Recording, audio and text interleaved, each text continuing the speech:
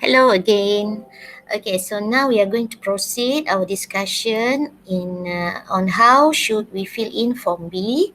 Yeah, form B is another form. Yeah, tax form to be filled in by taxpayers. Yeah, um, if they are individual resident who carries on any business in Malaysia. Okay, so again, in this part, any information that is not applicable or may be disregarded by us, okay, when we answering our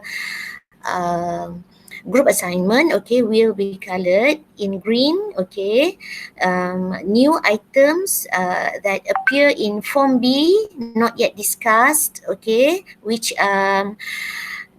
not listed in Form BE, okay, will be colored in yellow, and the rest are all the same, yeah. So I'm not going to repeat my discussion on the same items, yeah. Okay, so, okay, same like before, okay, in Form BE, right. Okay. Same, number 5 ignore. Okay, so A6 is the new item. Okay, so please put yes. Alright, just tick yes. Oh, wrong one. I should have used this one. Okay. Same for A7. Okay, same for A8A and A8B. Okay, so part B, here we have computation of income tax. Okay, so we have new items here, which is B1, B2, B3, B4, and B5.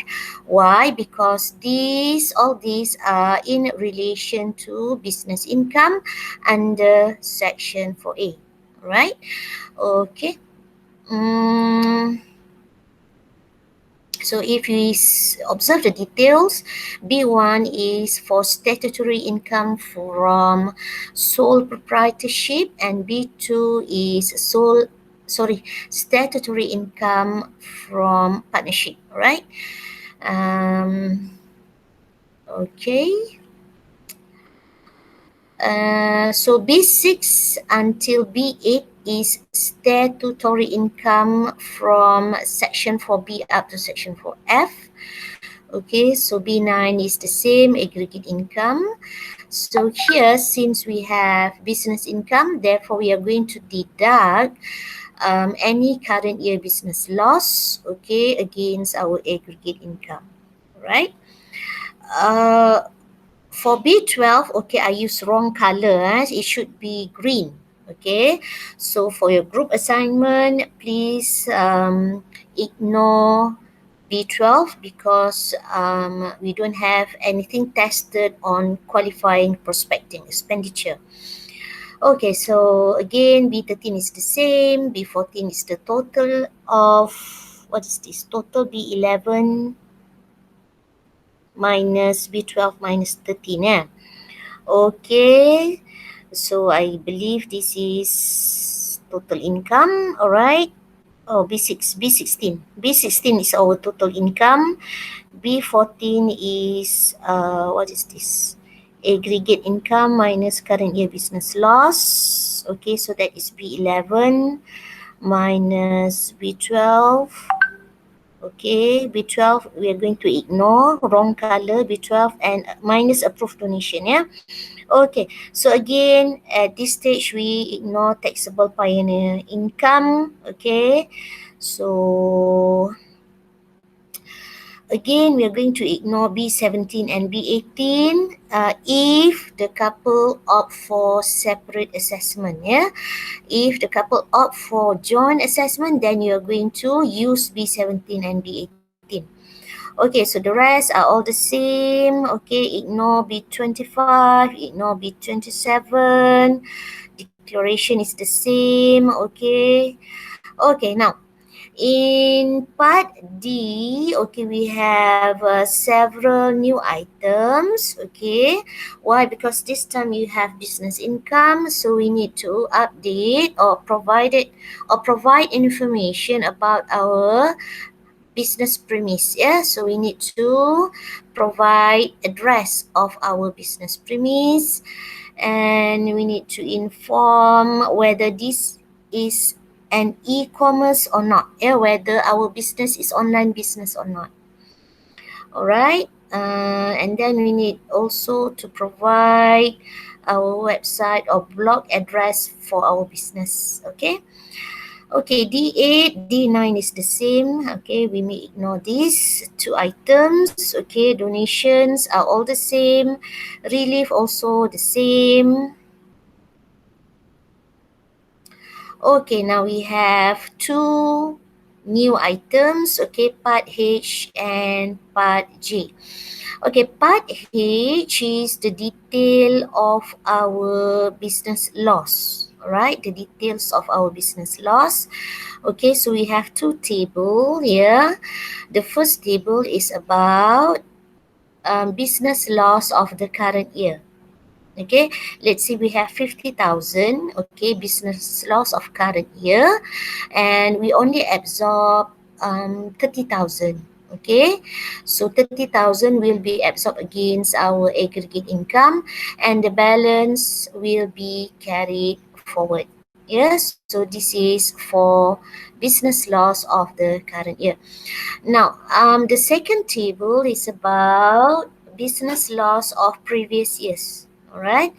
So just follow the instruction here in detail. Yeah. So if you need more information, you may also refer to the explanatory notes provided in the Google Classroom. Okay, other than a current year business loss and previous year's business loss, okay, this section also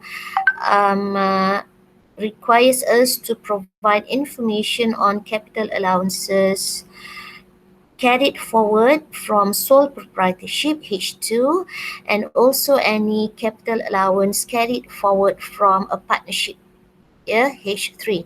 This one is for sole proprietorship, this one is for partnership. All right, so if any of this information is not applicable in your group assignment, then just ignore. Yeah, let's say we don't have any business income from partnership, therefore we will just leave H3 blank. Okay, next part J. Okay, this is about financial particulars of individual, okay, which we will provide information for main business only. Okay, so if you see, we have J1, J2, J2A. Okay, no problem. And okay, so the rest, trading profit and loss account, okay, we need to provide the details. Yeah. Now, trading profit and loss account is the old term for statement of profit or loss. Yeah.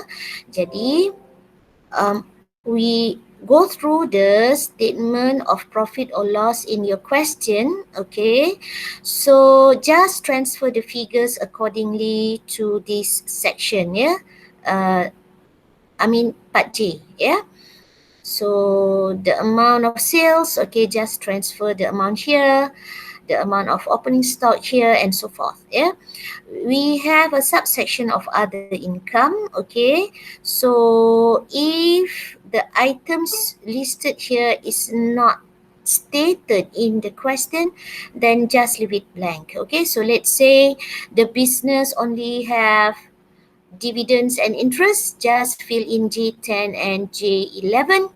Okay, so we will leave blank for J12, J13, and also J9. Yeah. Okay, same goes with expenses. Okay, read through the question, okay, on the SOPL, okay, specifically on the expenses. Okay, so if you have any loan on, if you have any interest on loan, so write it down in J15. If you have anything to do with salaries and wages here, and so forth. Okay, so if the expenses stated in SOPL is not listed down here, therefore we put it or classified them in J24 as other expenses. Okay, so